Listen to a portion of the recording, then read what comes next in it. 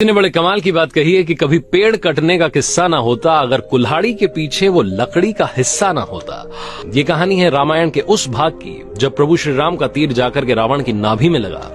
रावण धराशायी होकर के जमीन पर गिर गया। रावण अपनी आखिरी सांसें गिन रहा था। श्री राम की जो सेना थी इसमें जश्न का माहौल था, जश्न मनाया जा रहा था। रावण की मौत होने वाली थी। श्री राम ने लक्ष्मण को बुलाया और कहा कि एक काम करना है फटाफट से। लक्ष्मण ने बोला कि क्या भैया, क्या काम करना है?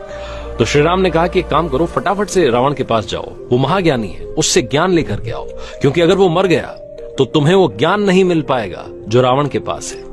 लक्ष्मण हंसने लगे। उन्होंने कहा कि भैया क्या मजाक है, रावण जो कि घमंडी अहंकारी है, जिसने भाभी का अपहरण किया था, उस रावण से आप ज्ञान लेने के लिए कह रहे हैं? श्री राम ने कहा कि मेरा आदेश है, मानना पड़ेगा।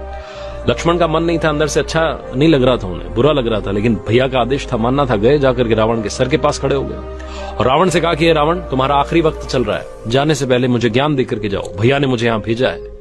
जो लक्ष्मण की आवाज में तुनक थी, जो गुस्सा था, वो रावण को पसंद नहीं आया। रावण ने सर फेर लिया। लक्ष्मण ने जब ये देखा तो उन्हें गुस्सा आ गया। वापस हो गए श्री राम के पास और जाकर के कहा कि भैया पहले ही कहा था वो घमंडी अहंकारी है, उससे क्या ज्ञान मिलेगा? तो पूछा श्री राम ने कि कहां खड़े थे? तो लक्ष्मण ने बताया कि उसके सर के पास खड़ा था, उसका आखिरी वक्त चल रहा है, अगर वो कुछ बोलेगा मुझे सुनाई नहीं दिया तो। छोटे भाई का ये जो मजाक था उनको पसंद नहीं आया। श्री राम मुस्कुराए।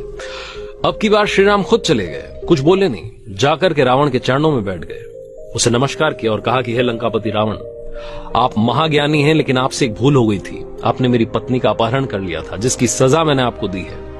अब जाने से पहले आपके पास बहुत सारा ज्ञान है, इस संसार को कुछ काम की बातें बता करके जाइए।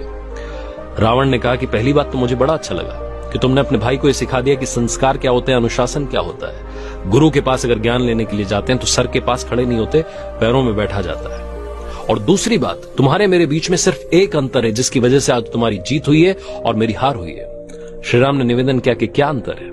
तो रावण ने बताया कि मैं हर मामले में तुमसे श्रेष्ठ हूं, बुद्धि में श्रेष्ठ हूं, बल में श्रेष्ठ हूं, यहां तक कि तुम्हारे पास सिर्फ सोने का महल है और मेरे पास में सोने की नगरी लंका है। रावण ने जब ये बात श्री राम से कही तो श्री राम ने फिर से पूछा कि वो अंतर क्या है जो आपने बताया नहीं?